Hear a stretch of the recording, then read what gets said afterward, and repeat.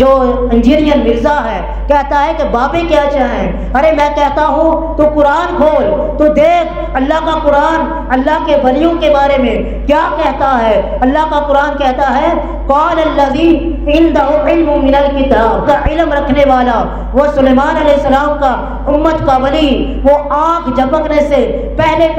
1500 میل سے وہ تخت حضرت سلیمان علیہ السلام کی بارگاہ میں لا سکتا ہے، جو ہمارے نبی جو تمام نبیوں کے سردار ہیں، جو ان کے امت کا ولی ہوگا اس کا کیا عالم ہوگا۔ آج کے دور میں جو لوگ ولیوں کا انکار کر رہے ہیں، میں کہتا ہوں انہیں قرآن کی یہ آیت دکھائی جائے، سورہ نمل پڑھائی جائے اور دکھایا جائے کہ دیکھو اللہ کا ولی یہ کر سکتا ہے۔ کہتے ہیں بابے کیا کر سکتے ہیں، بابے تو شے ہی کوئی نہیں۔ ارے میں کہتا ہوں قرآن تو پڑھ، قرآن کیا کہتا ہے، بابے ہی ساری شے ہے، یہ بابے ہی ساری